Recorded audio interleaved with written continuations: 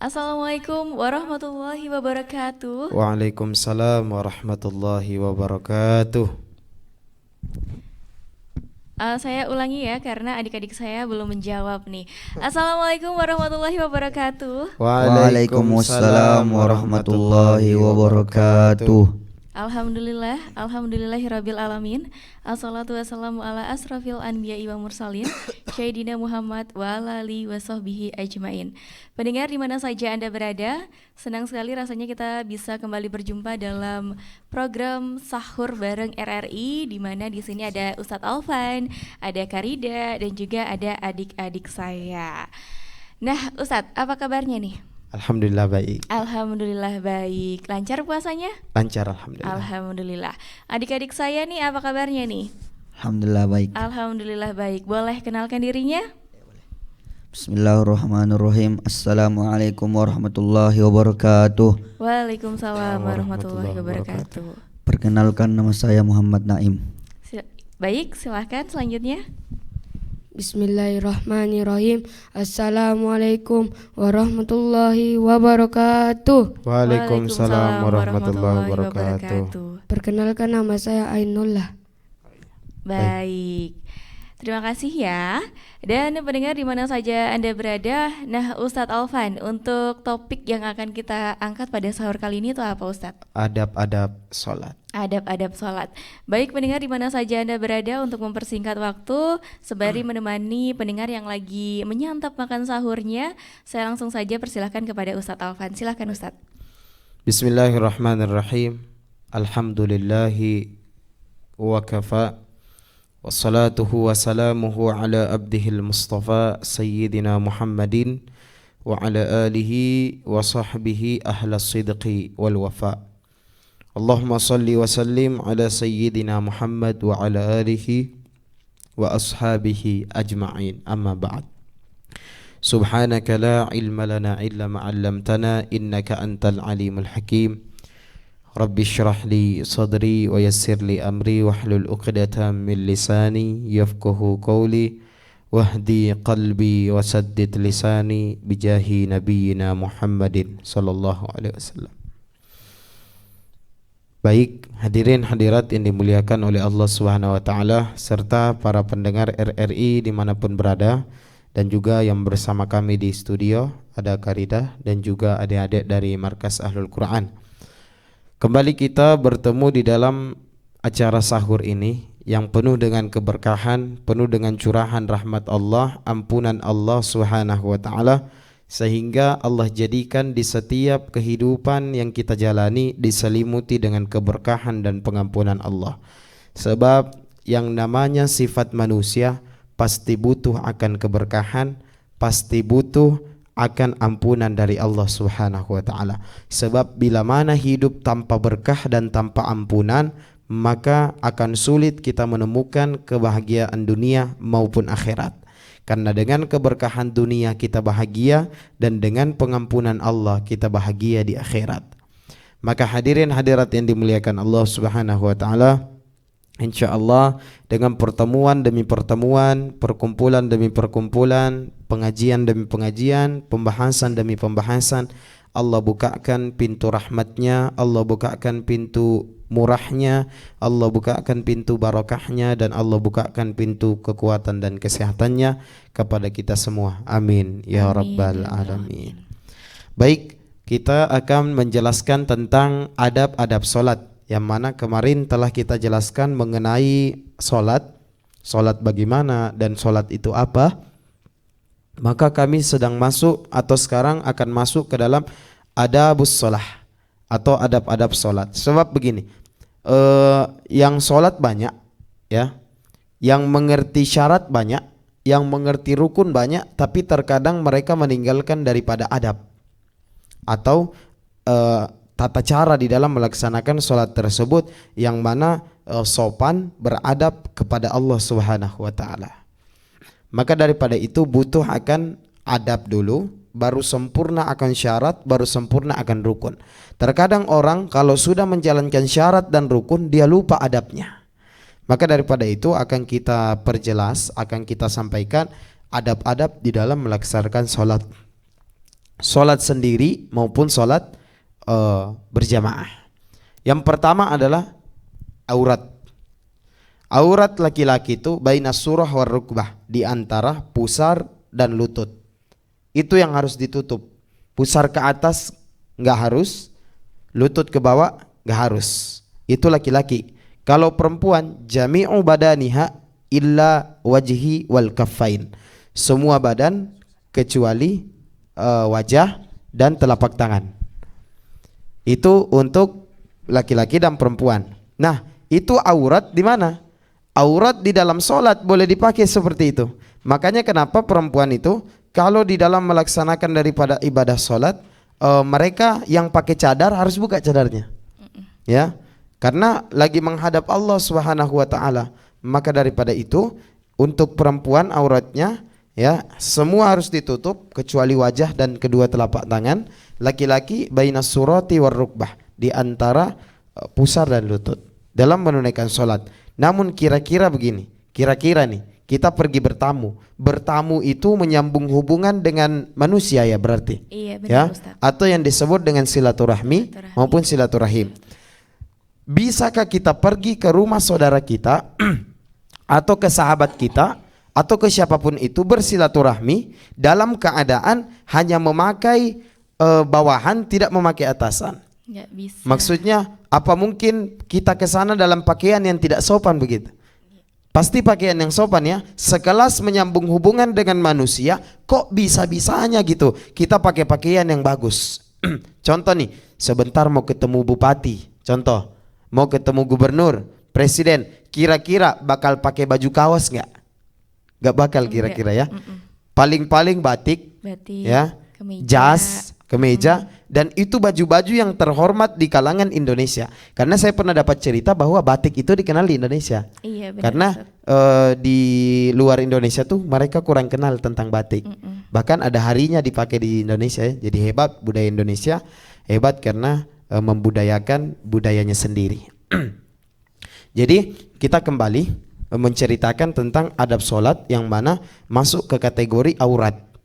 Sebenarnya boleh-boleh saja kita ke rumah orang pakai baju lekmong, ya boleh, ya, pakai celana pendek mungkin, boleh-boleh saja, tidak mengapa. Tapi kira-kira kalau kita yang didatangin orang seperti itu, nyaman tidak kita rasa? Kita duduk-duduk nih di rumah kita, ada orang datang, ya, tidak pakai baju, cuman pakai celana pendek, ya, datang bertamu, kira-kira enak tidak dipandang? Tidak enak, ya, bahkan hati pun berasa aduh, ya. Tapi kalau kita rapi, ya, bertamu ke rumah orang dalam pakaian yang bagus, pakaian yang layak, kita bertamu, insya Allah orang bakal muliakan kita. Karena 50% itu orang dimuliakan atas dasar penampilannya, betul. Jadi 50% itu orang dimuliakan atas dasar penampilannya. Sekalipun contoh ini, kita tidak tahu apa-apa, tapi kau berseragam, orang bisa hormat, ya. Kamu berseragam, sekalipun tidak bisa apa-apa, tapi kamu berseragam, orang bisa hormat. Jadi 50% penilaian orang itu ada pada penampilan, 50%-nya disimpan di akhlak, sopan santun, tata krama, dan yang lain-lainnya. Makanya kurang sempurna kalau sudah bagus penampilannya, tapi tidak bagus adab dan akhlaknya. Sama juga tidak sempurna kalau akhlak dan adabnya bagus, tapi penampilannya tidak sempurna. Contoh, kamu masuk rumah orang, pakai adab, assalamualaikum, ya, tunduk-tunduk permisi, tapi tidak pakai baju, ya, kira-kira bagus dan cocok atau tidak? Tidak, ya. Maka daripada itu, kesempurnaan itu penampilan 50%, adab dan akhlak 50%, sehingga menjadi sempurna di dalam hakikatnya manusia. Maka daripada itu, ya, kita dianjurkan untuk memakai pakaian yang bagus, ya. Karena ada sebagian orang mengatakan begini, zuhud, ya, tahu zuhud? Ya, tahu zuhud? Zuhud itu tidak memandang pernak-pernik dunia, ya, tidak mau memakai yang mewah-mewah. Tapi maksudnya itu salah mereka menafsirkan. Zuhud itu kata Nabi ada di hati, ya. Zuhud itu di hati, bukan di penampilan. Maka daripada itu, sekalipun penampilannya bagus, bajunya mahal-mahal, hebat-hebat bajunya, ya, sekalipun yang begitu, tapi kalau hatinya zuhud, insya Allah. Tapi yang curiga itu kalau penampilannya buruk-buruk tapi hatinya tidak zuhud, ya. Jadi apakah Rasulullah mengajarkan kita miskin? Tidak. Apakah Rasulullah mengajarkan kita untuk berpakaian yang bolong-bolong? Tidak. Apakah Rasulullah mengajarkan kita untuk berpakaian yang pakaian itu tidak dicuci? Pakai itu aja terus? Tidak. Rasulullah ajarkan kita zuhud dalam hati, bukan di luar hati. Jadi berpenampilan bagus itu sunnah malah. Nabi Muhammad tuh penampilannya selalu rapi. Bahkan setiap Nabi Muhammad lewat, siapapun yang dilewati oleh Nabi, mereka tahu yang lewat itu adalah Nabi. Kenapa? Yang pertama, mereka tahu bau wangi Nabi Muhammad. Makanya pakai parfum sunnah. Kenapa? Salah satu orang bisa tandai kita adalah penandaan bau parfum. Biar kamu punya muka belum kelihatan, orang sudah cium, oh si ini yang mau datang. Betul? Ya, jadi nggak usah ganti-ganti parfum. Yang sudah pakai Maher Zain, yang sudah pakai Bakarat, yang sudah pakai Belgio banyak ya parfum. Betul? Ya, sunnah pakai parfum. Sunnah. Rasulullah itu jangan sangka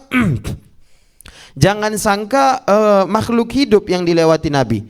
Bebatuan, rumput-rumput yang Nabi lewati, rumput batu tahu yang lewat tadi Nabi Muhammad.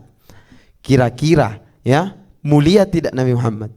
Mulia. Makanya Nabi ajarkan kita pakai baju yang rapi-rapi, pakai baju yang baik-baik, yang bagus-bagus, pakai parfum. Bahkan dianjurkan kalau hari Jumat tuh punya pakaian khusus.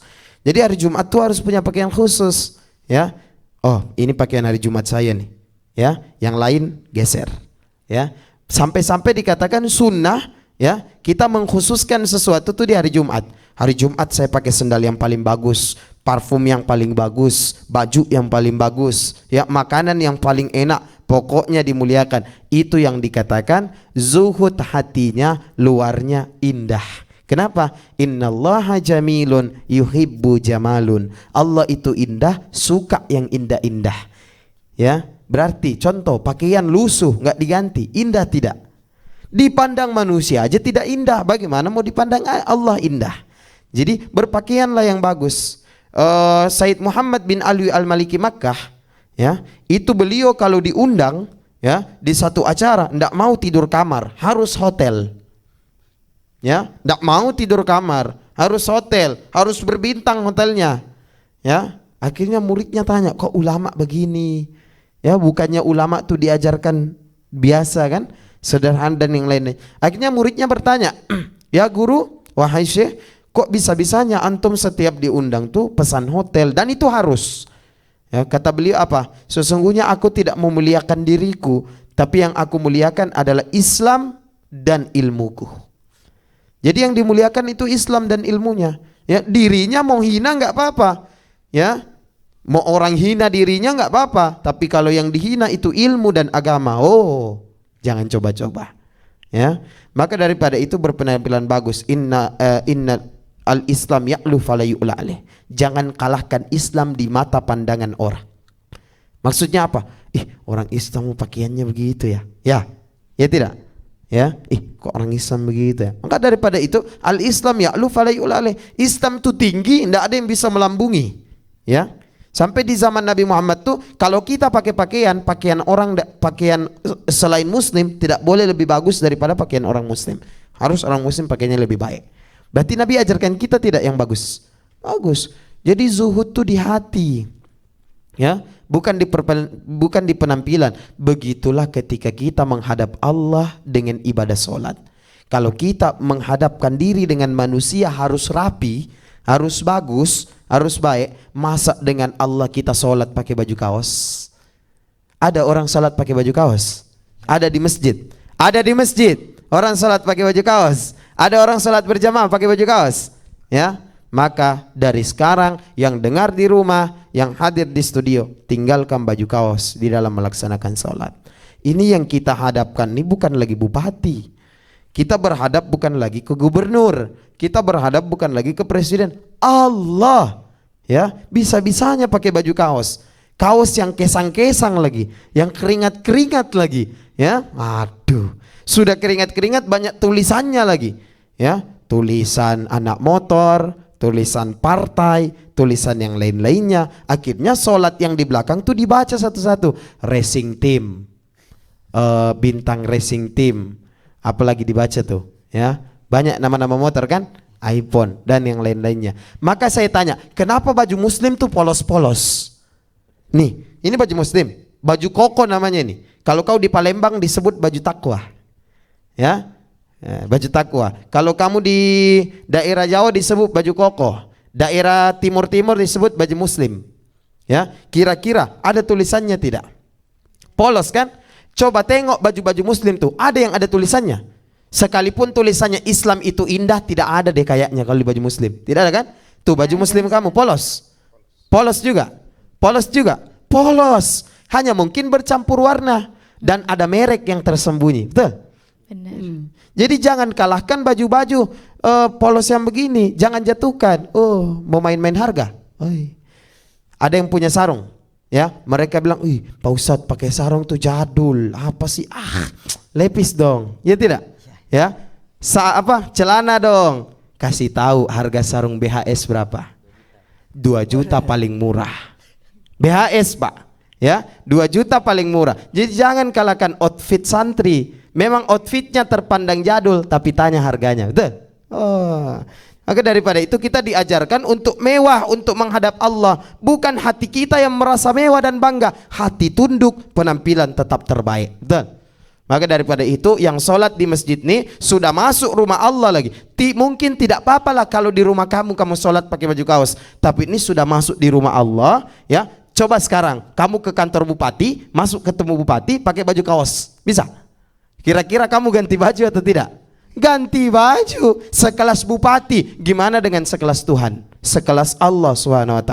Jadi yang pertama harus perhatikan adalah memang menutup aurat itu di antara pusar dan lutut untuk laki-laki, semuanya untuk perempuan kecuali wajah dan telapak tangan. Tapi di dalam penutupan aurat itu yang wajibnya, dan di sela-sela yang wajib punya adab dan akhlak.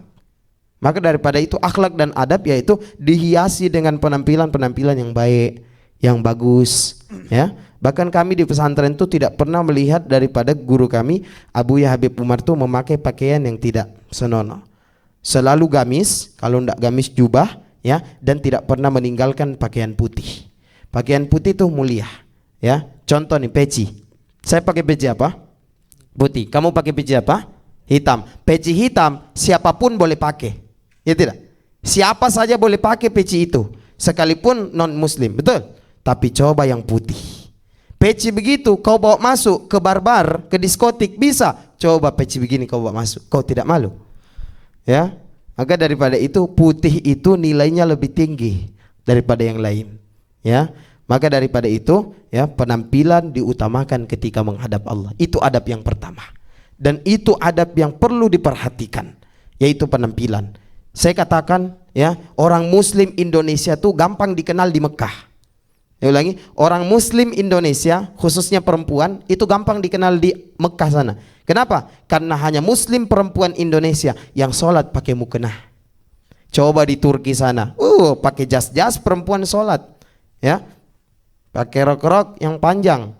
Muslim Indonesia kalau mau sholat yang pertama dia cari perempuan adalah apa? Mukena, ya. Itu diajarkan adab itu. Sama budaya padahal. Budaya yang ajarkan adab, ya. Budaya yang ajarkan akhlak. Itu hebatnya Indonesia. Jadi harus bangga jadi orang Indonesia, ya. Jadi nanti kalau kamu mau tandai orang di Mekah sana, oh yang pakai mukena ini udah pasti Indonesia ini.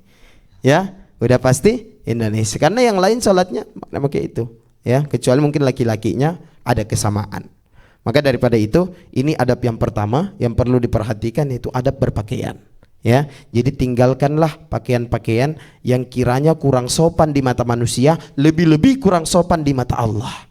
Ya, saya pakai baju ini nggak sopan nih sama manusia, lebih-lebih kurang sopan sama Allah. Apalagi dalam keadaan beribadah kepada Allah Subhanahu Wa Taala, sholat, ya, dan lain-lainnya. Itu adab yang pertama. Baru adab pakaian, belum adab mata, belum adab telinga, belum adab lisan, yang akan kami jelaskan satu persatu nanti. Insya Allah waktunya cukup, karena kira-kira mungkin 10 hari lagi kita Idul Fitri. Iya, benar, ya, Ustaz. semoga keluar daripada Ramadan ini semuanya kita ambil, ya. Yang baik-baiknya kita ambil, yang buruk-buruknya kita tinggalkan, terkhusus daripada akhlak dan adab. Karena sekalipun orang berilmu tidak beradab, maka dikatakan tidak berharga. Tapi kalau orang beradab, ya, sekalipun tidak berilmu, insya Allah bakal berharga.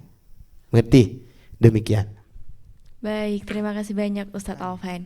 Dan pendengar di mana saja Anda berada, saya selanjutnya mau ke adik-adik saya dulu nih.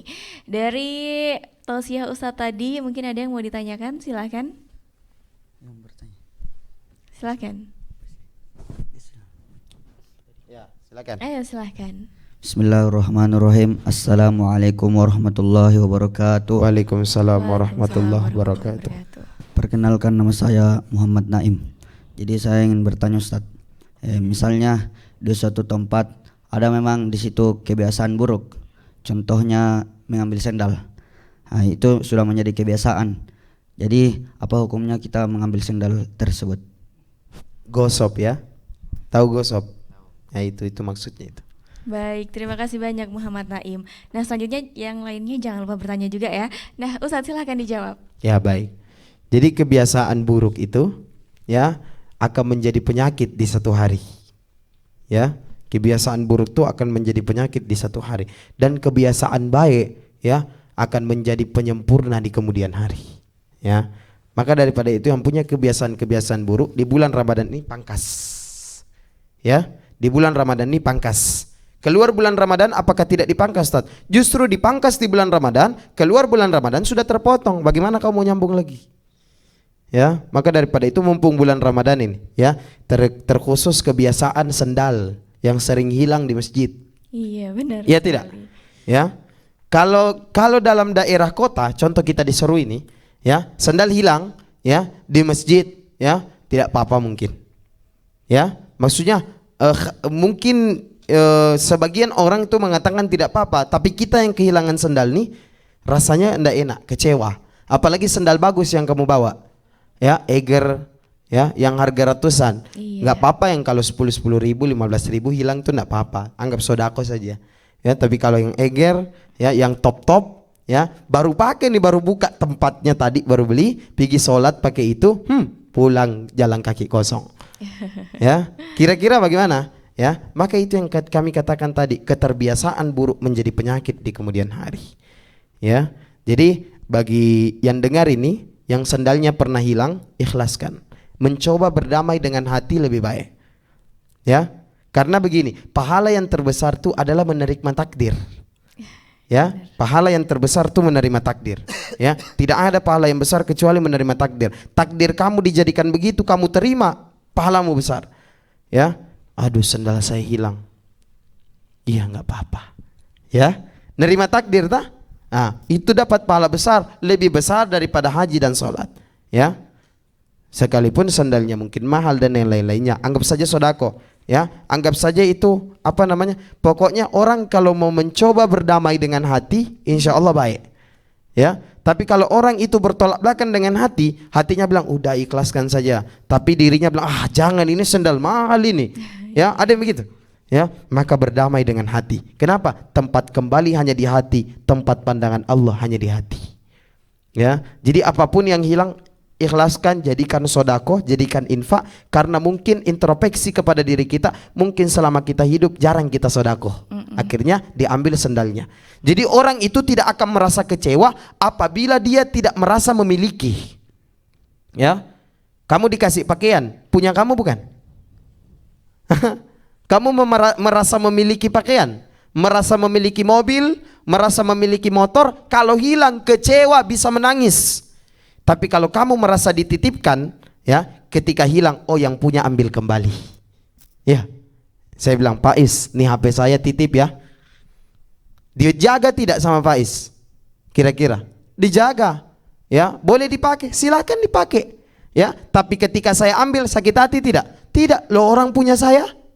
Ya, hanya titip. Tapi kalau dia merasa memiliki, saya ambil HP-nya, sakit hati pas. Begitu dengan yang Allah berikan kepada kita. Yang merasa memiliki pemberian Allah berarti sakit hati apabila hilang. Tapi yang merasa dititipi, insya Allah akan ikhlas apabila diambil. Sama yang punya. Jadi kalau diambil sandal kita, iya kan cuma dititip. Kita kan hanya jaga. Jaganya dipakai ke masjid, dipakai ke majelis. Akhirnya sandal itu menjadi barokah. Ya, dan sandal itu menjadi saksi di kemudian hari. Maka daripada itu, cobalah berdamai dengan hati. Ya, tidak semua orang bisa berdamai dengan orang. Yang bisa berdamai dengan hati itu sejatinya orang yang tulus dan ikhlas kepada Allah. Ya, itu yang dikatakan innas salati wa nusuki wa mahyaya wa mamati lillahi rabbil alamin. Salatnya, ibadahnya, hidupnya, matinya hanya karena Allah. Mereka orang-orang yang berdamai dengan hati, ya. Mereka menerima takdir dan apapun yang Allah berikan mereka jalankan. Bisa difahami? Itu untuk di kalangan luar. Tapi kalau di pesantren hilang sendal udah biasa. Gitu Ya.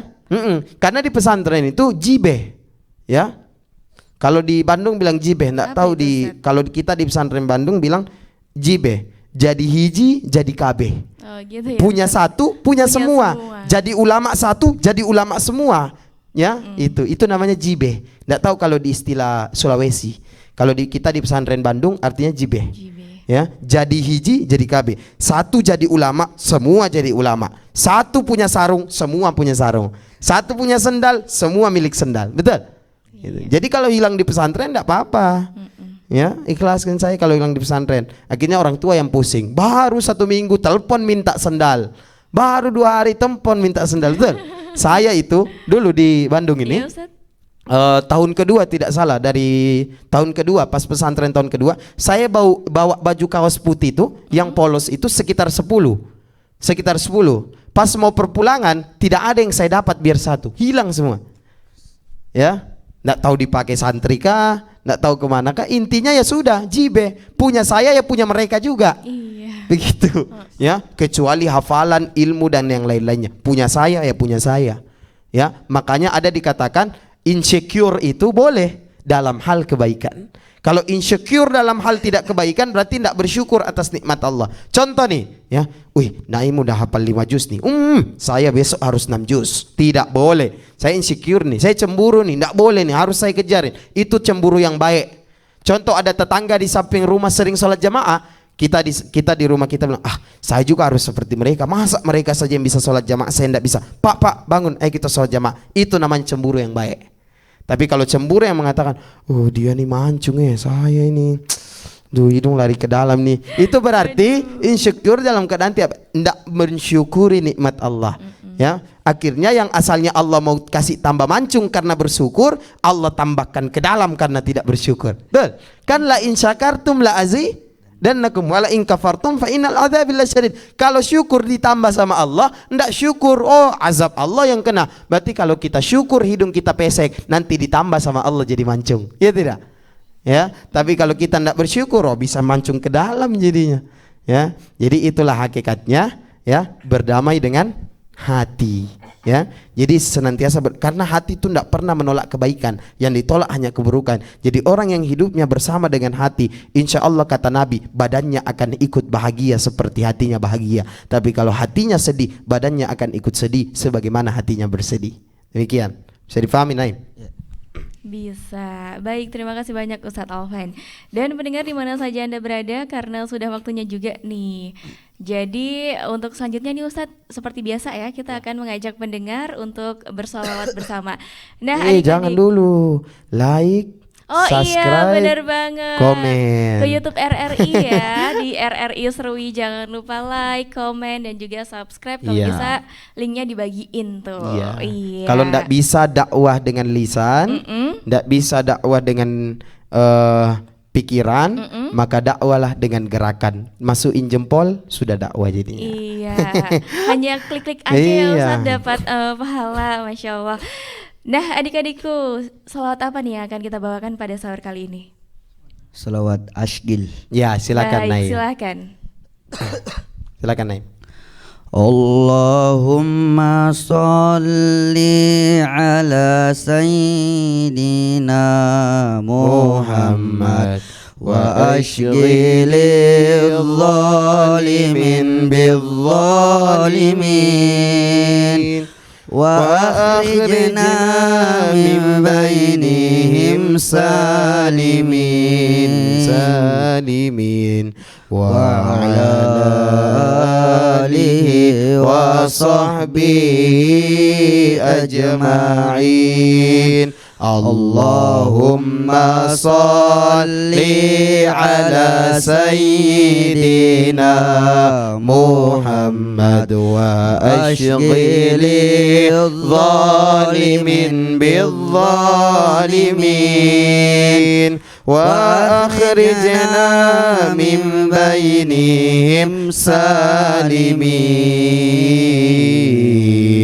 وعلى آله وصحبه أجمعين. Sekali lagi, Allahumma salli ala Sayyidina Muhammad wa ashghili الظالمين بالظالمين وأخرجنا من بينهم سالمين